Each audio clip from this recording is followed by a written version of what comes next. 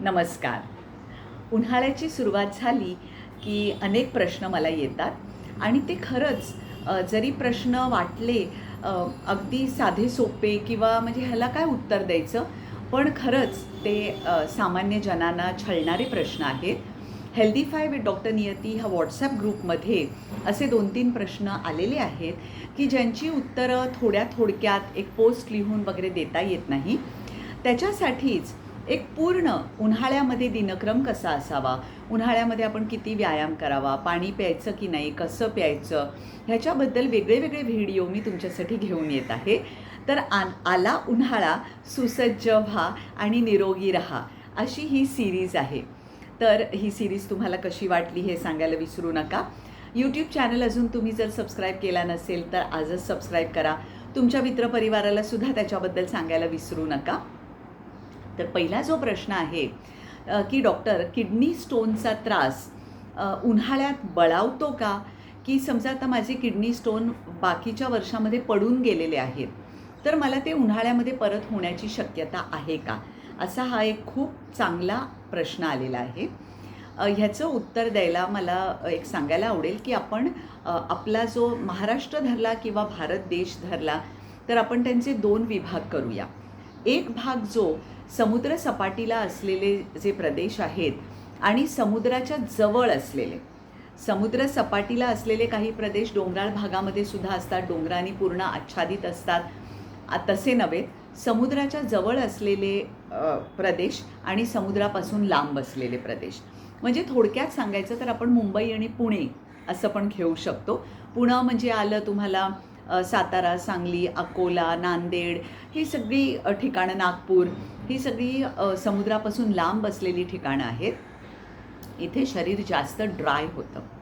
Dry होतं म्हणजे शुष्क पडतं. शुष्क पडतं म्हणजे काय होतं?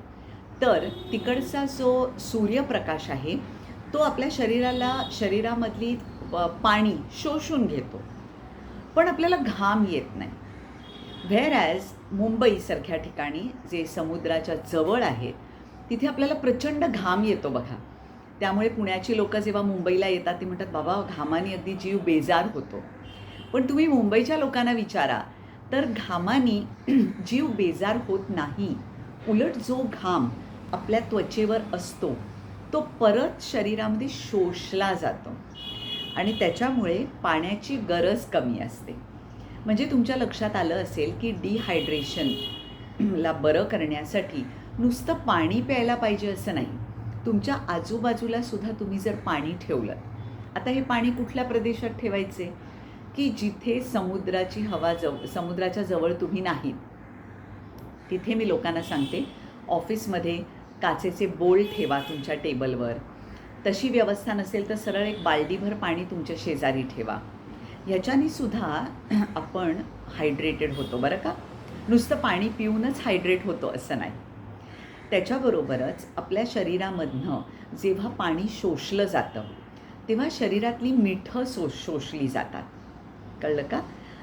ज्या प्रदेशामध्ये घाम येतो, तो तुम्ही घाम तसाच जर कपड्यांवर वाळवला, स्पेशली काळे कपडे असतील, तर त्याच्यावर बघा अशी रेष येते.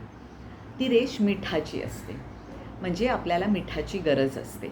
म्हणून पाणी पिताना त्याच्यात थोडंसं चिमूटभर दिवसातनं एकदा किंचितचं मीठ घालून प्यावं, की आपल्या शरीरामधली जी इसेन्शियल सॉल्ट्स असतात, जी उडून गेलेली असतात, ती भरून येतात. आता ह्याचाच संबंध किडनी स्टोनशी आहे. कसा? तर ज्या ठिकाणी बोरिंगचं पाणी येतं, त्या ठिकाणी जी मिनरल्स आपल्या शरीरात जातात, ती आपल्या शरीरामध्ये जाऊन अनेक वेळा अशा लोकांना, अशा प्रदेशामध्ये किडनी स्टोनचं प्रमाण जास्त असतं. म्हणूनच उन्हाळ्यात बाल्डीमध्ये पाणी, बोल ठेवलेत, मधनं थोडं पाणी प्यायलात, तर तुम्हाला किडनी स्टोनचा त्रास होणार नाही. ह्या व्यक्तीचं ऑब्झर्वेशन बरोबर आहे की किडनी स्टोन बरा झालेला असला तरी उन्हाळ्यामध्ये कमी पाणी प्यायल्यामुळे किंवा मिनरलयुक्त पाणी जास्त प्यायल्यामुळे आपल्याला किडनी स्टोन होण्याची शक्यता आहे.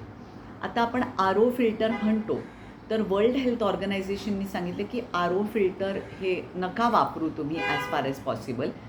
पण मिनरल्ससुद्धा आपल्याला आवश्यक असतात, पण त्याच्यापेक्षा जास्त जर आपल्या शरीरात गेली तर आपल्याला हानिकारक होतातच.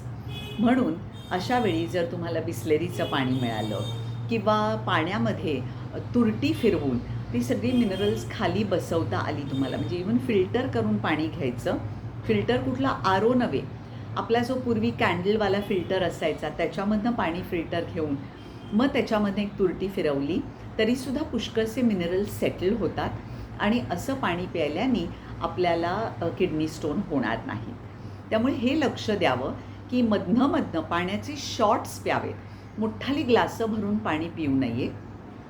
त्याच्याबरोबरच नारळाचं पाणी आहे, सरबतं आहेत, मुगाचं पाणी, भाताची पेज, फळांचे ज्यूस. आता आयुर्वेद तसं बघायला गेलं तर फळांच्या रसाच्या विरुद्ध आहे.